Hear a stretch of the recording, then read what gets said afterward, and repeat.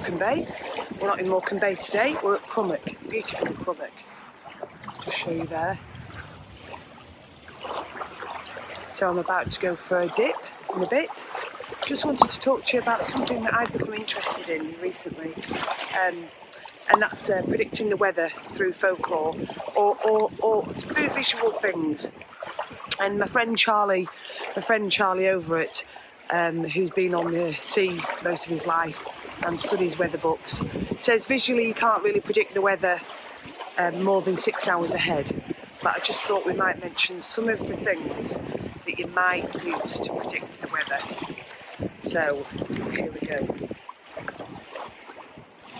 Okay, so red sky at night, shepherd's delight or sailor's delight. Yes, that is correct.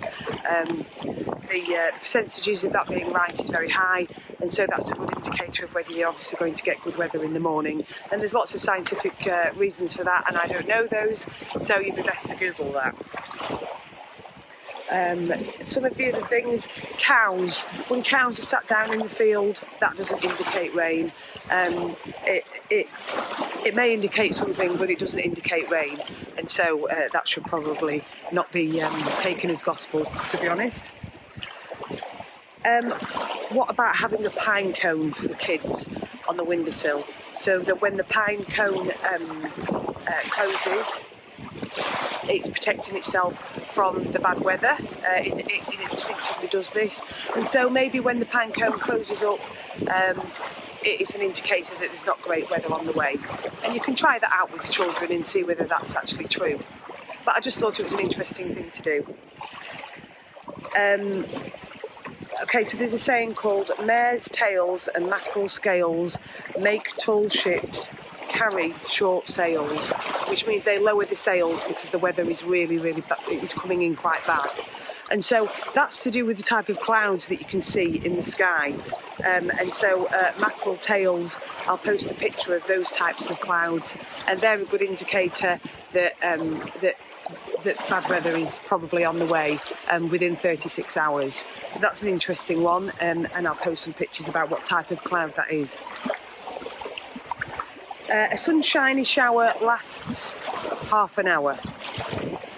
Maybe, I don't know. Probably a sunshiny, when the sun's still out and it showers, yeah, it probably doesn't last any longer than half an hour. So I think that might be right. It might be up to you to just see that in the coming months. We're in September now, and so this might be quite a good time to test that theory. September and maybe April time. So that's a good one to think about. Okay, when the wind is out in the east, it's neither good for man nor beast. And that's when it's winter. So an easterly wind, the polar continental air in the winter is being pushed through, and it's bitterly cold. And so an easterly wind, when it's winter time, isn't good for us. It means it's really bitterly cold. What else have we got here? A halo circling the moon. So if you look at the full moon or the new moon and there's sort of a halo of light around it, that also means bad weather. So that's sort of crystallised in the sky. That means that rain is on its way. So that's another indicator of bad weather. Okay, we can't talk about weather prediction without mentioning Punxsutawney Phil, so the groundhog in America. And that's a tradition that happens every year. And when he comes out of his little hide, if he sees a shadow, it means it's 6 more weeks of winter. And loads of people go to these festivals. There's 3 actually across America, but Punxsutawney Phil is the most famous one. And obviously it's what the film Groundhog Day is based on.